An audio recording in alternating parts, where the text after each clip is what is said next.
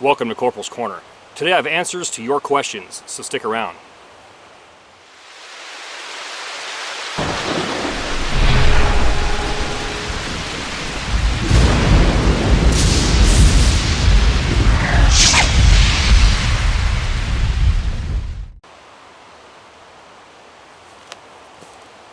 Truth be told, I've put off making this video for several years for several reasons.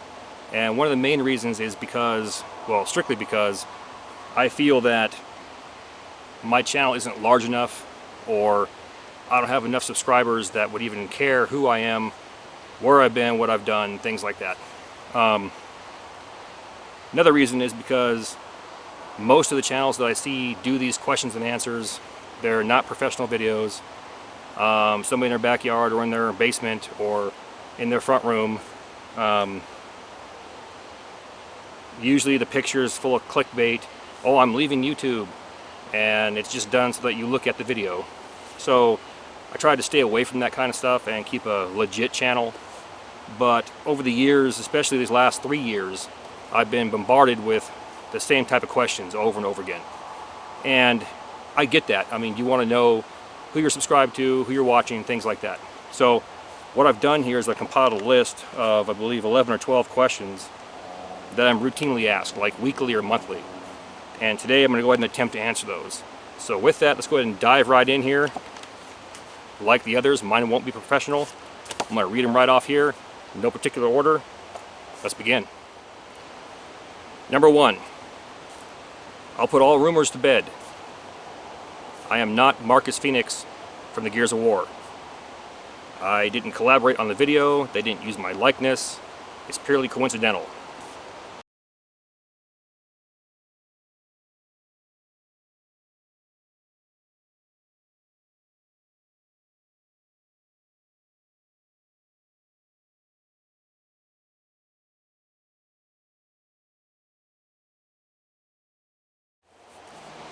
Number 2.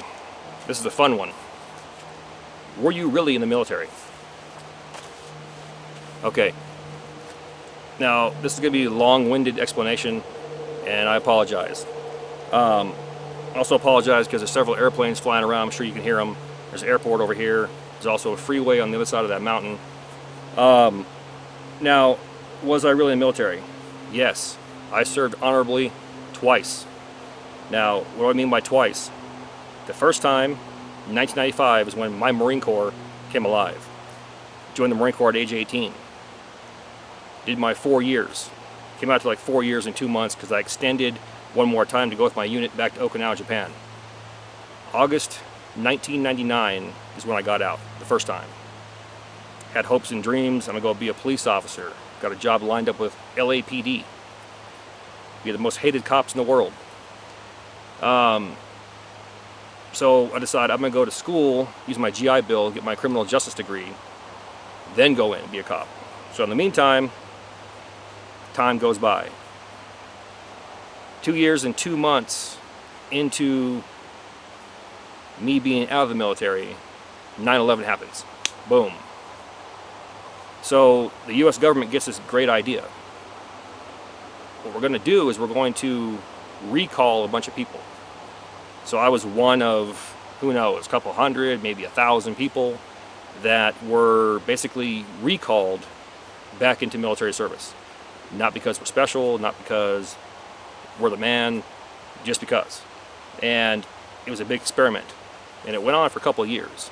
From this, that whole ordeal gave birth to the stop loss that I'm sure quite a few of you actually experienced.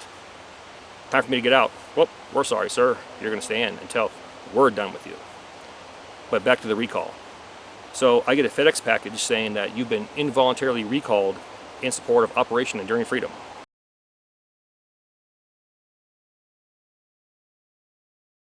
Boom. Now I'm not being a police officer. I'm done with college, and I'm given a 1-year involuntary unaccompanied contract. No choice. Well, there's always a choice. I chose to go back and serve honorably one more time.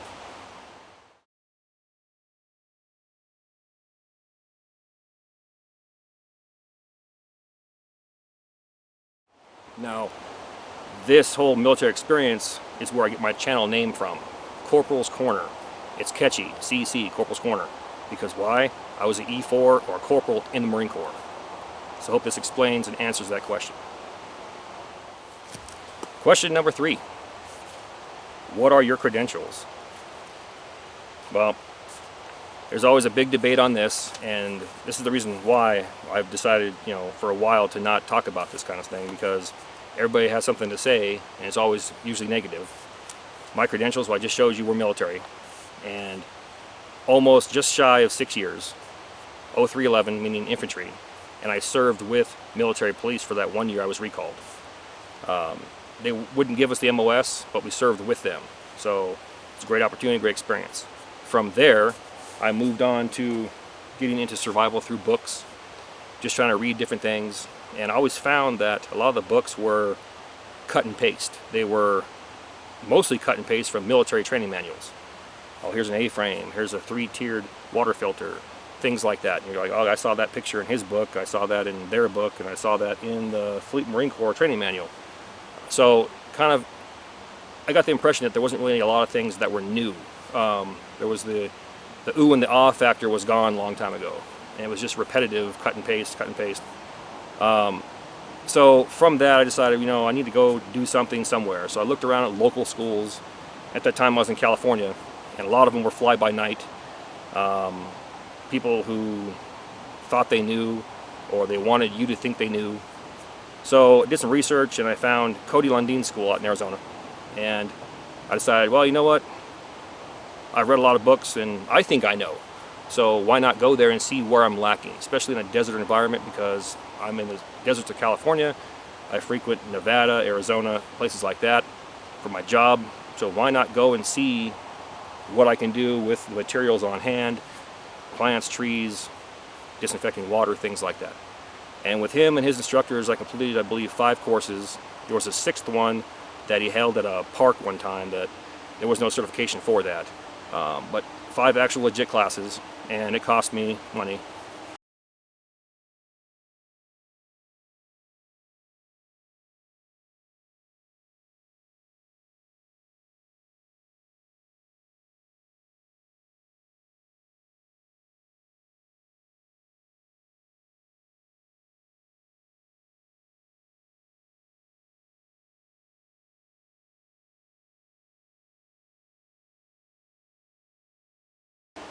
But the training for my area was great. It was perfect.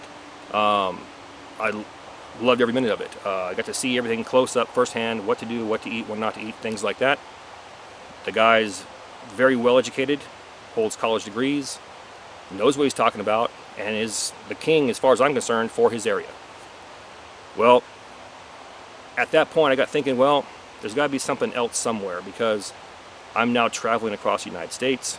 I find myself in Louisiana, I find myself over in Ohio, places like that, and I notice the terrain's different.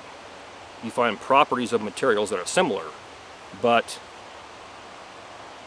you need to find a person or a guru in that area who's lived there, who knows. So I thought, well, why not Dave Canterbury? Let's go check out this school. Let's go see what the hype is all about. Is it truly just hype, or is there some type of method to the madness? Do they really know what's going on? So I went there, and I was blown away. First-rate instructors. Some are no longer there. All good dudes. They have skills. They have their own channels. They knew what they were talking about.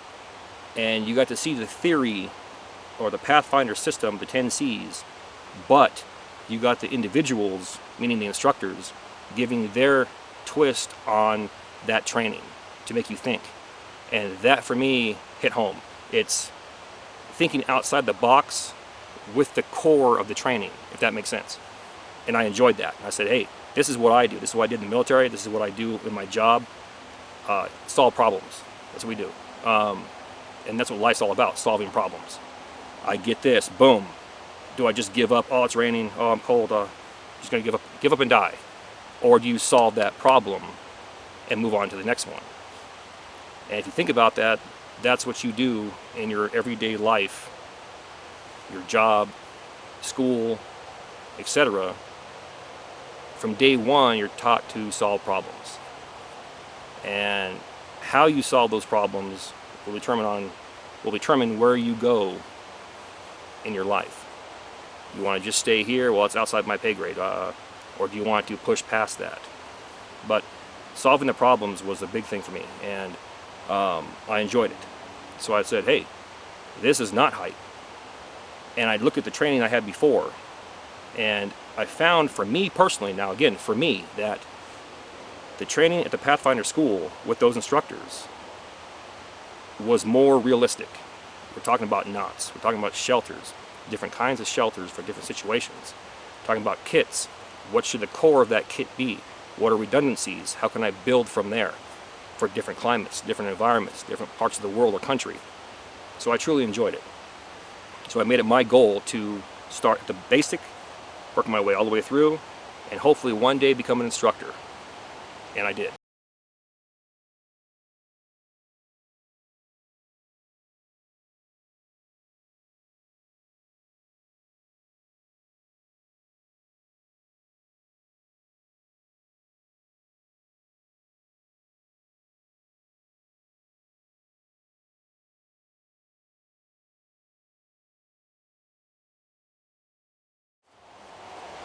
Now, along with that, I believe that your training never stops. You've got to learn all you can while you can. And the day that it stops is the day that you stop, meaning that you die. So I'm always willing to learn more, look at other schools, other classes, and basically add tools to my toolbox. Now, with that said, I'm also a firm believer in that survival, with a lot of other things, is a salad bar. Think of the Sizzler steakhouses, the salad bar. You walk up to it, you know, I want this, I want that, I don't want this, I don't like that, I like that with that. So I'm going to take this piece of this off of that one and put it over here, and you build your own plate. Jack of all trades, master of none. Number 4, what is the best knife? Or which knife do you recommend? Which knife do you prefer? Well, my answer's got 2 parts.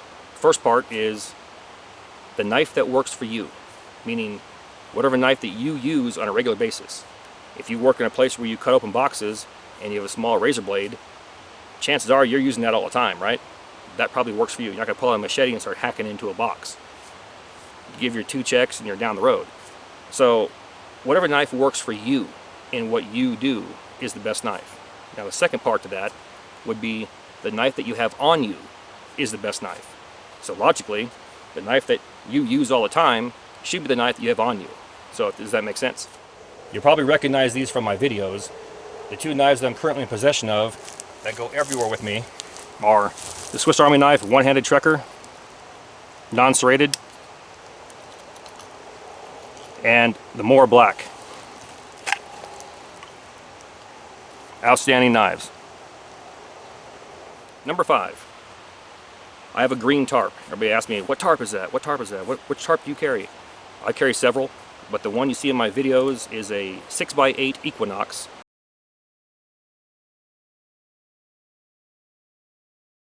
It's a lightweight tarp, Silnai. You can get them on Amazon. I believe it was like around $58 5 years ago when I bought it. What kind of bandana is that? And do you even have hair? Well,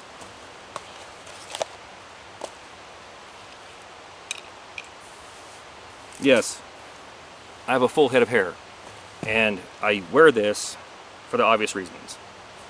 This is simply a t-shirt, OD green, that all I've done is cut it right through here. It's 100% cotton, and this does several things for me.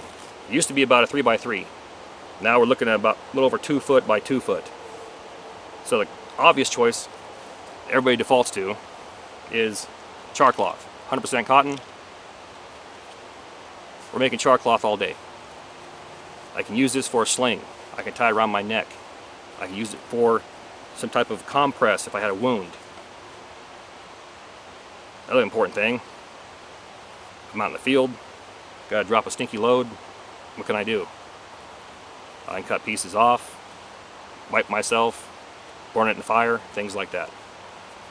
Put it in the water, I can wash my face, clean myself up. In a hot environment like this, put put it in the water, tie it around my neck, tie it over my head, etc. And to tie it, just like all bandanas, all you're doing, taking my end, putting it over my head, taking my ends, wrapping it around, and just tying it in the back. Once, twice, then I'll just straighten it out.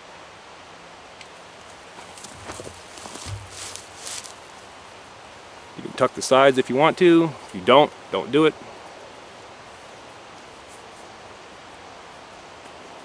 Boom, done. Moving on. Which pack do I prefer? Well, just like the knife question, it's the pack that works for you and the pack that you have on you when you need it. So, in my videos though, you've seen me use Alice Pack several times.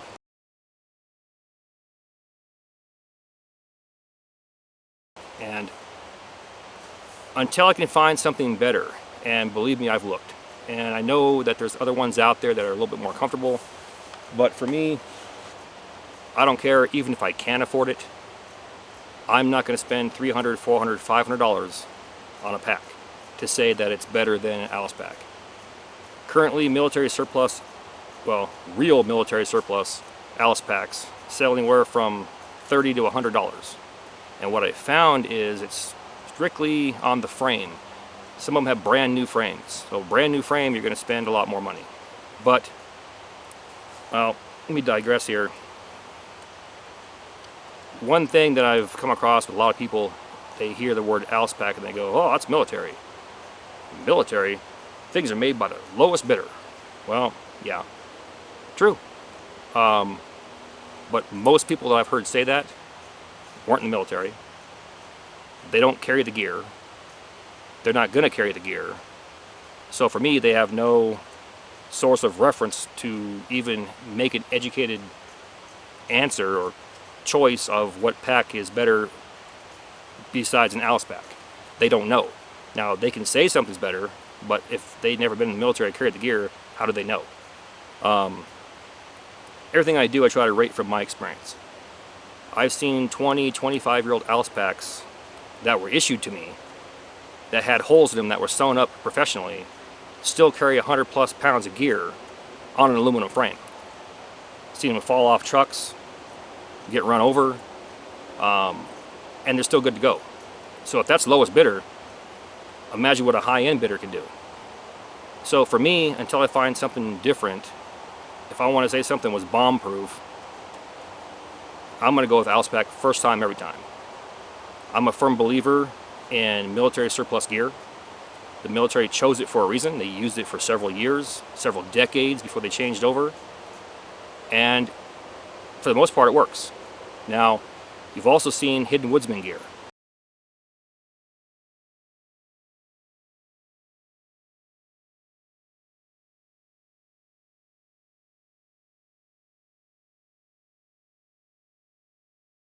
And a lot of people will say, well, I don't watch those videos because it's like a commercial.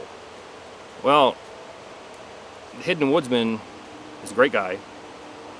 He has great gear.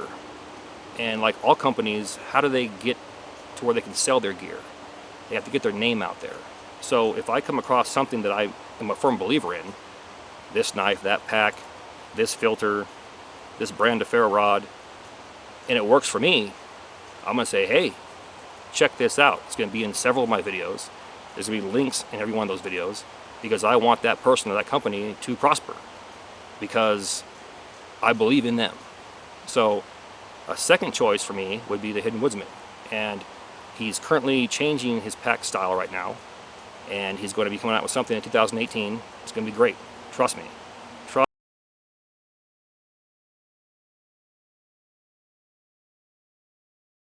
Now, at the opening scene of this video, you saw me walking through a wash bed, and that pack right there resembled an Alice Pack.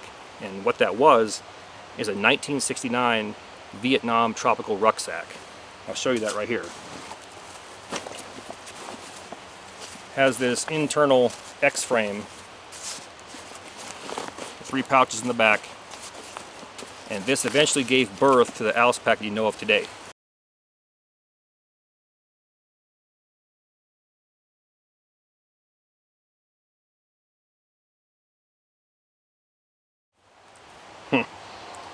This next one here is controversial, and believe it or not, it causes a lot of problems. I've actually lost subscribers over it. Why do you screen your comments? Well, those of you that have channels will understand. Now, I've noticed there's 2 types of people. Those that allow people just to put random comments all over their channel, and they don't care because they don't answer them. They never go back and interact. And there's ones like me that screen them.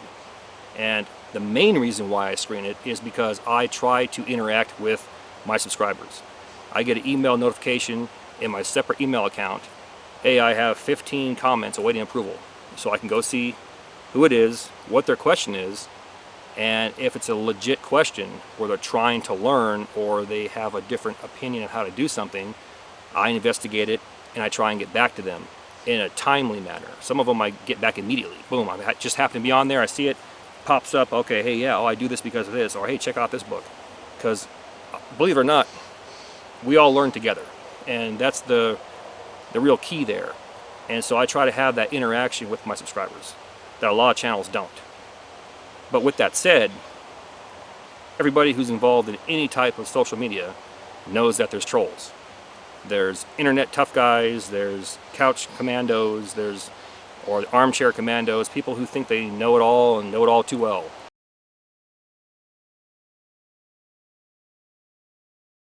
And they want you to think they know. And they always got a better way to do something. Or you should have done this, or you should have saw that, or I watched this TV show and he did that, or, you know, or I read this book and it says this, or, you know, Channel 5 at so-and-so on PBS, they showed that. You don't know how to do that. Well, first thing I do is I click on their channel. And I say, who is this? Maybe they do have a different way of doing it. So I click on there, and then I see Minecraft videos or other random stuff on there that has nothing to do with what we're talking about. So, yeah, I'm going to screen comments from people like that. People who are negative, people who try to use cyberbullying, people who try to cyberbully other subscribers asking questions, people who think they're tough guys, people who try to use, you know, prison yard tactics or whatever. I got zero tolerance for it. So I look at it and I see, you're an a-hole. Well, click. That comment's deleted. You're an idiot. Well, okay, I'm an idiot. Click. Big wars against religions. Somebody might say something, oh, this religion does that like this. And then a war starts. Well, I'm deleting the comment because I don't want propaganda and my whole entire feed just bombarded with crap. So yeah, I screen the comments strictly for that. If we're going to learn together, let's learn together. At the same time, I'm going to screen links. People are posting links to gear or their personal channels or other things that are not pertaining to what we're talking about. Yes, it gets screened because I want to truly create a learning environment for everybody. Yeah, this one right here, for me, this is probably the most important question. And my opinion is that everybody with a survival channel needs to band together and actually confront Google, the liberals, and YouTube on this. Because for some reason, I don't know if it's the monitors doing it and they just don't like a certain person or a certain person's channel, and they feel that, well, he showed a video where he trapped a rabbit, I'm going to delete it. But then the other higher end channel is bringing in more revenue, shows them trapping the rabbit, skinning the rabbit, cooking the rabbit, eating it and laughing about it, and it's okay for 5 years. And they generate all kinds of money off of it. There's an extreme disconnect there. And I personally know other YouTubers that didn't even show trapping the animal. They just simply showed taking the hide off because they wanted to tan the hide. And what happened? The video got taken down. Some of them, the video was up there for 5 years or more, and it was okay. Then all of a sudden they wake up, demonetized and removed. So again, there's an extreme disconnect there. People will say, oh, it's liberals. True, maybe it is. But there should be a set criteria for everybody. And in my opinion, and I've seen this mentioned on other channels, you can't truly have a survival or a prepper or homesteading channel unless you can show how to survive or prep or homestead by doing what you normally do. You need to have water, you need to have food. So those that have channels where well, I raise rabbits and I raise chickens, but if I show how to butcher one, they're deleting my content. Messed up, extreme disconnect going on. But that's a long-winded answer, but that's why I don't show that. I have videos where I show trapping demonstrations, and I used a Beanie Baby squirrel. Now, if you go back, and that's in the early years, like 3-4 years ago, go back and look at those videos. You'll see part 1, part 2, or part 3. Wait a minute, part 3 is missing, or where's part 2? I didn't delete it. So that tells me that YouTube and Google decided we can't show him hurting that Beanie Baby. Delete it. And it wasn't even monetized. Yet and lastly, this is 10 or 11, I don't know, I lost count. What is your style? Well, this is actually going to lead into my channel update. For me, I don't know if I really have a style, but if you look at my theme of my videos, it goes along with, I want to say, military meets woodsman. And in reality, everyone back in the 1800s who was at any time, say, Civil War era or frontiersmen, they were military and they were frontiersmen. It was combined. Nowadays, there's a disconnect. I dress paramilitary because I'm comfortable. My clothes are 50-50, cotton polyester, just like they were in my time in the Marine Corps, because it works for me in a lot of terrain, a lot of environments. But I want to try to bridge that gap between tactical and I'm a woodsman, because, well, here's my take on it. We've gotten into some of these urban videos. Now, there's TV shows that were out in the past years, Revolution, even the current Walking Dead, Fear the Walking Dead, which I'm a fan of, by the way. When you watch those shows, you see the people involved. Now, just because there's a virus or a zombie or a bomb went off, does the military gear, the cans of beans, the clothes, all the stuff that we have right now, do they all go away? Do they turn into zombies? Do they get sick? No. All of those things are still going to be here. If the world shut down right now because of a natural or man-made disaster, right now, boom, it's over with. Do we revert back to fire hardening a stick and trying to stab an elephant, or jumping out, of the trees and trying to throw an atlatl at a deer? Probably not. Now, in my opinion, those skills are all good to have, and I like to train with those type of primitive skills, say bow drill.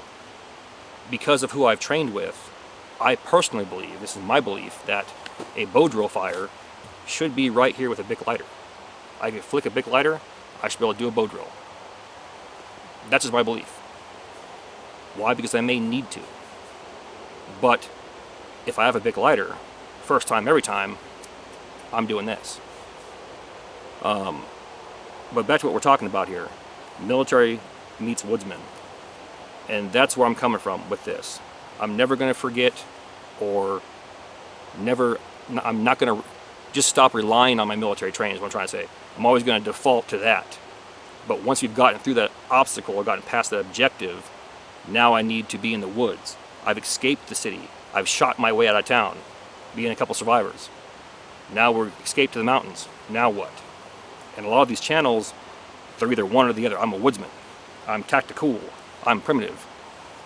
Great. But there needs to be some type of, we're going to come together and have this training as a core so that we can go do those other things, but always default back to our training. I hope that makes sense. Now, I mentioned channel update, and that's where I want to take this question and go into that. Now, the channel update is, I was trying to create a bushcrafting channel, and that's great. I'm going to continue doing that. I'm also going to take this into other environments, desert and woodland area, forest, etc. and show the kits that I use. The core of my kit will always be the 10Cs.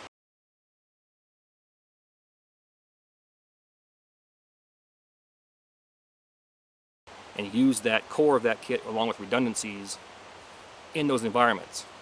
But I also want to throw in from time to time several urban videos. What would you do in this situation? Because again, if the world as we know it ended right now, we're still going to have the things we have today. And my opinion is, at the very worst, we'd revert back to the late 1800s, if not early 1900s. And we all know how to make penicillin now, we know how to make bullets. We'd have a better lifestyle, in my opinion. We'd default back to organics, we'd be healthier. And it's actually not a bad thing to think about. But until that happens, we got to deal with the situations as they arise. So I hope that these questions are answered or satisfactory, or you found them to be satisfactory. I answered them to the best of my ability. In the future, maybe we'll do another one of these. But until then, as usual, thank you for your comments, views, support. Thanks for watching. Get out in the field, have some fun, and I'll catch you next time.